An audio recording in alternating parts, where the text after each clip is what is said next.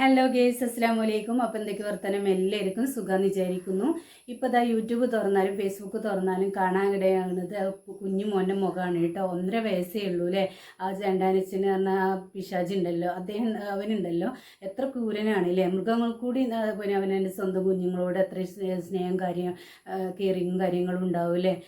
ഇവന് എന്തൊരു ക്രൂരതയാണ് ആ കുഞ്ഞു മോനോട് ചെയ്തിട്ടുള്ളത്. മുഖം ഇങ്ങനെ കാണുമ്പോണ്ടല്ലോ നമുക്ക് നെഞ്ചു പൊട്ടും അല്ലേ. എങ്ങനെ മുഖത്ത് നോക്കി ഇങ്ങനെയൊക്കെ ചെയ്യാൻ കഴിയണമെന്നുള്ളതാണ്. പിന്നെ രണ്ടാനച്ഛനെ മാത്രമല്ല കേട്ടോ, അവൻ്റെ അമ്മനെ, ആ കുഞ്ഞുമോൻ്റെ അമ്മനെയും കൂടെ ഇത് ഉൾപ്പെടുത്തണം എന്നുള്ളതാണ്. ഇതിന് തക്കതായ നല്ല ശിക്ഷനെ കൊടുക്കണം. ഇനി നമ്മൾ നിയമം കാര്യങ്ങളൊന്നും പറ്റില്ല അല്ലേ. ഇങ്ങനെ അവന് ആദ്യം ഇതേമാതിരിക്ക് തന്നെ ഭയങ്കര ക്രൂരനാണ്. എന്താ പറയാനുള്ളതെന്ന് വെച്ചാൽ, ആദ്യം വിവാഹം ചെയ്തത് ആമിന എന്നൊരു മോളേനെ കേട്ടോ. അന്ന് വിവാഹം കഴിക്കുന്ന സമയത്ത് 18 വയസ്സ് എന്നാണ് പറഞ്ഞത്. ഇപ്പോൾ 23-24 വയസ്സായിട്ടുള്ളൂ. എന്നിട്ട് അവന് ആമിന എന്ന അവരെ കല്യാണം കഴിഞ്ഞ് പിറ്റേ ദിവസം തന്നെ തുടങ്ങിയതാണ് ക്രൂരതയും കാര്യങ്ങളും. തലക്കിട്ടടിക്കും, ചുമരം മട്ടിടിക്കും കാര്യങ്ങളൊക്കെ ചെയ്തതിന് ശേഷം തലയൊട്ടിക്ക് എന്താ പ്രശ്നം കാര്യങ്ങളൊക്കെ വന്നിട്ട് കാര്യങ്ങളും ഇപ്പോഴും നടന്നുകൊണ്ടിരിക്കുകയാണ്. അപ്പോൾ അതൊന്ന് കണ്ടു നോക്കിയിട്ട് ആമിന എന്ന മോളെ ഉമ്മ കുറച്ച് കാര്യങ്ങൾ പറയുന്നത് കണ്ടു നോക്കിയേ. ഉപദ്രവിക്കുമായിരുന്നു. ഒന്ന് പേരും കൊണ്ട് തല പിടിച്ചിടിച്ചല്ലേ? എന്നെ അടിക്കും, വെള്ളത്തെ പിടിച്ച് മക്കി. അഷ്കർ എന്ന കൊടും ക്രിമിനലിന്റെ ക്രൂരതയാണ് ഈ കേട്ടത്. ഒരു ചിത്രം കൂടി കാണണം. 2022 പാലോട് സ്വദേശിയായ ആമിനയെ അഷ്കർ വിവാഹം കഴിക്കുമ്പോൾ ആമിനയുടെ രൂപം ഇതായിരുന്നു. എന്നാൽ കഴിഞ്ഞ 2 വർഷക്കാലമായി തിരുവനന്തപുരം മെഡിക്കൽ കോളേജിൽ ചികിത്സയിലാണ് ആമിന. ഒന്നോർക്കണം, വിവാഹം നടക്കുമ്പോൾ ആമിനയ്ക്ക് വയസ്സ് 18, ഇപ്പോൾ 23. വിവാഹം കഴിഞ്ഞതിന് അടുത്ത ദിവസം മുതൽ ക്രൂരമായ ശാരീരിക ആക്രമണം തുടങ്ങി. ആദ്യമൊക്കെ മുഖത്തടിക്കൽ, പിന്നാലെ ഇരുചെവിയും പൊത്തി അടിക്കൽ, മുഖത്ത് മുഷ്ടി ചുരുട്ടി ഇടിക്കൽ, പിന്നീട് സ്ത്രീധനം ആവശ്യപ്പെട്ട് അഷ്കറും മാതാവും സഹോദരിയും ചേർന്ന് ക്രൂരമായി ഉപദ്രവിച്ചു. മർദ്ദിച്ചവശയാക്കി ഫാനിൽ കെട്ടിത്തൂക്കാനും ശ്രമിച്ചു. ഉപദ്രവിക്കുന്നത് വയറ്റിൽ ചവിട്ടും, തലയ്ക്കടിക്കും, മൂക്ക് ഇങ്ങനെ അടിക്കും. ഇതായിരുന്നു നിരന്തരം. 2024 ആമിന ഇപ്പോൾ കാണുന്ന അവസ്ഥയിലേക്ക് മാറാൻ ഇടയായ സംഭവം. അഷ്കർ ആമിനയെ തലയുടെ പിൻവശം ഭിത്തിയിൽ ചേർത്ത് ഇടിപ്പിച്ചു. അപ്പോൾ അതാ കണ്ടോ, ആ ഉമ്മൻ്റെ ഓരോ വാക്കുകളും. ആ മോളുണ്ടല്ലോ, സംസാരിക്കാനും കൂടെ കഴിയില്ല അല്ലേ. കാണുമ്പോൾ നമുക്ക് എന്തൊരു വിഷമം തോന്നുന്നു, ഭയങ്കര വിഷമം കാര്യങ്ങളും ഉണ്ട്. ഇങ്ങനെ ഈ പൊന്നു മോളെ അത്രയും സൗന്ദര്യം ബന്ധുല്യ മോളെയാണ് കൊലാക്കി വെച്ചത് അല്ലേ. അവനൊക്കെ എത്ര ക്രൂരനാണെന്നുള്ളത് നമ്മൾ പറഞ്ഞറിയിക്കല്ല. അവനുണ്ടല്ലോ നല്ല തക്കതായ ശിക്ഷനെ കൊടുക്കണം എന്നുള്ളത് തന്നെയാണ് കേട്ടോ. ഇഞ്ചിഞ്ചായിട്ട് എന്നെ കൊല്ലണം, ഒറ്റടിക്ക് കൊല്ലരുത്, നല്ല ഇഞ്ചിഞ്ചായിട്ട് അവനെ കൊല്ലണം എന്നുള്ളതാണ്. അവന് ആൾക്കാരെ കയ്യിൽ കിട്ടിയിട്ടുണ്ടെങ്കിൽ അവൻ്റെ ഒന്നും ബാക്കി ഉണ്ടാവില്ല കേട്ടോ. അവനുണ്ടല്ലോ ഇനി കുറച്ച് കാലം അങ്ങനെ ശിക്ഷയും കാര്യങ്ങളൊക്കെ ഇതായാണ്ട് ഒന്ന് ജയിലും കാര്യങ്ങളൊക്കെ ആയിട്ട് അവന് ഇറങ്ങും, ഇതന്നെ തുടരും അല്ലേ. ഇതുണ്ടല്ലോ ഈ മോൻ്റെ അമ്മ ഉണ്ടല്ലോ, 2ാം വിവാഹമാണ് കേട്ടോ. അവർക്ക് ഇങ്ങനത്തെ ആളുകളുണ്ടല്ലോ, അവർക്ക് ഇങ്ങനെ വിവാഹം ചെയ്യാൻ ഓരോ പെൺകുട്ടികളിങ്ങനെ ഒന്നല്ലെങ്കിൽ ഒന്ന് കിട്ടും കേട്ടോ. എത്ര ക്രൂരനായാലും. കല്യാണം ആലോചിച്ച് വീട്ടിൽ വന്ന് നമ്മൾ നടത്തൂല എന്ന് പറഞ്ഞ് പിന്നെ നിരന്തരം കൊച്ചിൻ്റെ അടുത്ത് പോക്കായി. നമുക്കൊരു നാണക്കേടാണല്ലോ എന്ന് വിചാരിച്ച് കല്യാണം നടത്തി കൊടുക്കാമെന്ന് തീരുമാനിച്ച് ആഡിറ്റോറിയം ബുക്ക് ചെയ്ത്, വൃന്ദാവനം ആഡിറ്റോറിയം ബുക്ക് ചെയ്ത് കല്യാണ ലെറ്റർ അടിച്ച്. അപ്പോഴും വീണ്ടും ഇവനെക്കുറിച്ച് നല്ല ഒരു വാക്ക് കേൾക്കാനില്ല. അങ്ങനെ ഞങ്ങൾ ഇതെല്ലാം ചെയ്തെങ്കിലും കല്യാണം വേണ്ടാന്ന് വെച്ചപ്പോഴത്തേക്കും ഇവൻ കൊച്ചിനെ വന്ന് വിളിച്ചിറക്കിക്കൊണ്ട് പോവുകയാണ് ചെയ്തത്. അന്ന് തൊട്ട് ഉപദ്രവമാണ്. നമ്മൾ കല്യാണം നടത്തൂല എന്നുള്ള രീതിയിലുള്ള ഉപദ്രവവും കൊച്ചിന് കൊടുക്കുന്നുണ്ട്. വകയ്ക്ക് വേണ്ടിയിട്ടുള്ള ഉപദ്രവമായിരുന്നു. മോളെ തല ഭിത്തിയിൽ വെച്ചിടിച്ച് വയറ്റിൽ ചവിട്ടി ഗാർഹികമായും ശാരീരികമായും മാനസികമായും എൻ്റെ കൊച്ചിന് പീഡനമായിരുന്നു. എത്ര തത്തി കൊച്ചിനെ ഇങ്ങനെ ഓരോന്ന് കിട്ടും. അതേമാതിരിക്ക് തന്നെ ഇവന് എന്തൊരു ക്രൂരതയാണ് ചെയ്യുന്നതെന്നുള്ളതാണ്. എങ്ങനെ ചെയ്യാൻ കഴിയണത് അല്ലേ. ഈ കുഞ്ഞു മോൻ്റെ മുഖത്ത് നോക്കിയിട്ട് 51 മുറിവുകൾ എന്ന് പറയുമ്പോൾ ചില്ലറയല്ലേ അല്ലേ. 2 കൈയും ഒടിഞ്ഞിട്ടുള്ളത്. സൈക്കിളിൽ നിന്ന് വീണെന്നൊക്കെയാണ് കേട്ടോ പറയുന്നത്. സൈക്കിളിൽ നിന്ന് വീകാൻ അവന് കുഞ്ഞു പ്രായത്തിൽ നിന്ന് സൈക്കിളിൽ നിന്ന് വീകാനാണ് അല്ലേ. അപ്പോൾ 2 കൈയും ഒടിഞ്ഞിട്ടുണ്ടല്ലേ. മോൻ്റെ മുഖം കാണുമ്പോൾ നമുക്ക് ഭയങ്കര വിഷമം തോന്നും, ഭയങ്കര നെഞ്ഞി പൊട്ടുകയാണ് അല്ലേ. എങ്ങനെയൊക്കെ മുഖത്ത് നോക്കിക്കാണ്ട് ഇങ്ങനെ കുഞ്ഞുങ്ങളെ ചെയ്യാൻ കഴിയണത്. ഒരു കുഞ്ഞുങ്ങൾക്കും അതേമാതിരിക്ക് തന്നെ ഒരു അമ്മമാർക്കും ഇങ്ങനത്തെ ഒരു അവസ്ഥയും വരാതിരിക്കട്ടെ അല്ലേ. അപ്പോൾ വീഡിയോ ഒന്ന് കണ്ടു നോക്കിയേ. തിരുവനന്തപുരം നെടുമങ്ങാടുള്ള കരിക്കുഴിയിലാണ്. പെരുന്നാളിൻ്റെ പിറ്റേ ദിവസമാണ് ഈ രണ്ടാനച്ഛൻ ഈ 1.5 വയസ്സുകാരനായ അർഷിദിനെ അതിക്രൂരമായി മർദ്ദിക്കുന്നത്. ഇതിനു മുൻപും മർദ്ദനം നടന്നു എന്നുള്ള റിപ്പോർട്ടുകളും നമുക്ക് ലഭിക്കുന്നുണ്ട്. പെരുന്നാളിൻ്റെ പിറ്റേ ദിവസം ഈ വീടിനുള്ളിൽ വെച്ച് ഈ പിഞ്ചു കുഞ്ഞിന് രണ്ടാനച്ഛൻ ആഹാരം കൊടുക്കുന്നു. ഈ ആഹാരം കഴിക്കുന്നതുമായി ബന്ധപ്പെട്ട് എന്തോ പ്രശ്നമുണ്ടാകുന്നു. ഇതിനെ തുടർന്ന് ഈ പിഞ്ചു കുഞ്ഞിൻ്റെ തല ഭിത്തിയിൽ ഇടിപ്പിച്ചാണ് കൊലപ്പെടുത്തിയത് എന്നുള്ള റിപ്പോർട്ടും മൊഴിയുമാണ്, അതായത് അഷ്കറിൻ്റെ മൊഴിയാണ് നിലവിലിപ്പോൾ പുറത്ത് വന്നിരിക്കുന്നത്. എന്തായാലും ആ ഒരു സംഭവം ഭക്ഷണം കഴിച്ചതിന് ശേഷം ആ കുട്ടിയുടെ തല ഭിത്തിയിൽ ഇടിക്കുന്നു.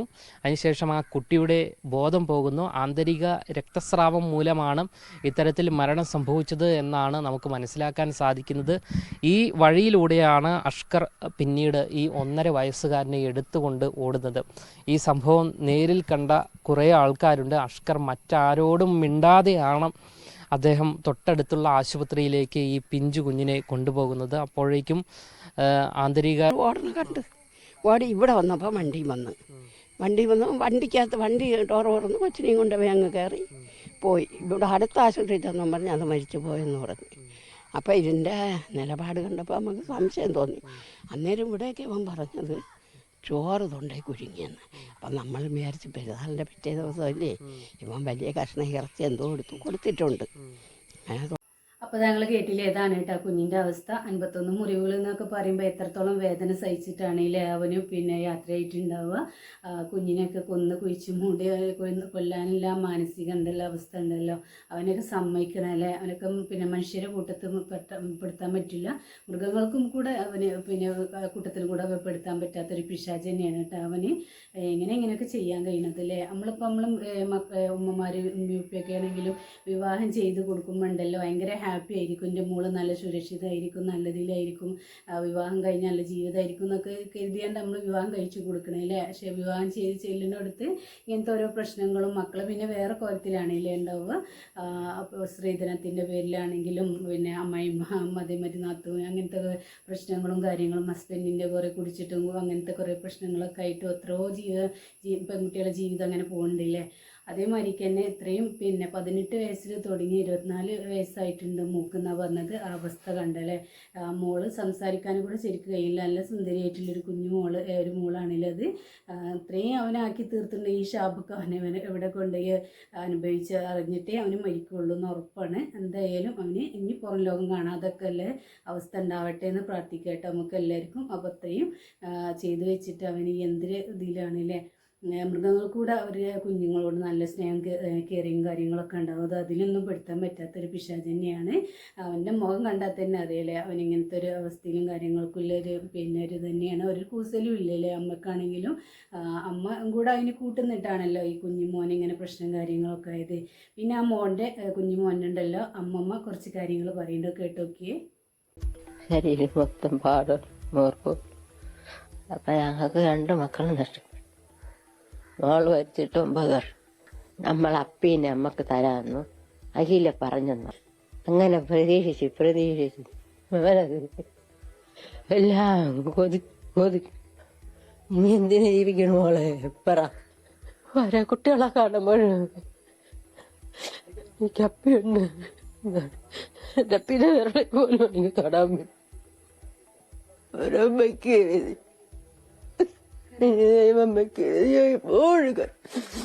ഇവിടെ ഞാൻ തോറ്റു.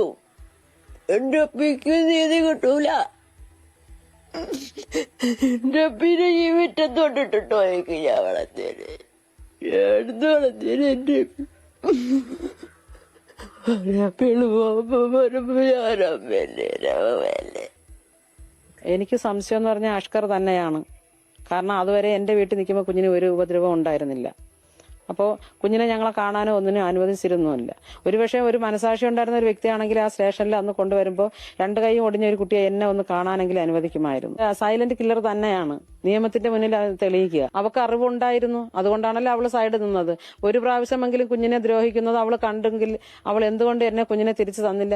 നല്ല മോനാണ്, കുഞ്ഞുമോൻ പറഞ്ഞാൽ എല്ലാ കാര്യങ്ങളും അനുസരിക്കുന്ന ഒരു കുഞ്ഞുമോനാണ്. ഒരു പ്രാവശ്യം തന്നെ പറഞ്ഞു കൊടുത്താൽ അവൻ അത് ശരിക്കും മെമ്മറിയിലിട്ട് വെച്ചിട്ട് ഇതാണ് കേട്ടോ മോൻ്റെ അമ്മ പറഞ്ഞ കുറച്ച് കാര്യങ്ങൾ അവർ പിന്നെ നോക്കിക്കൊണ്ട് നിന്നതേനു. പിന്നെ അവർക്ക് അവരുടെ അമ്മനെ നോക്കാനൊക്കെ പാടെ ബുദ്ധിമുട്ടും ജോലിക്ക് പോകേണ്ട ബുദ്ധിമുട്ടും കാരണം കൊണ്ടാണ് അവർക്ക് വിട്ടുകൊടുത്തത് എന്നൊക്കെയാണ് പറഞ്ഞത് കേട്ടോ. അപ്പോൾ ഞാൻ പറയാം, അവർക്ക് ഇങ്ങനത്തെ ക്രൂരത ചെയ്യുന്ന ആളാണെങ്കിൽ അങ്ങനെ ഒരിക്കലും വിട്ടുകൊടുക്കണ്ടായിരുന്നില്ലേ.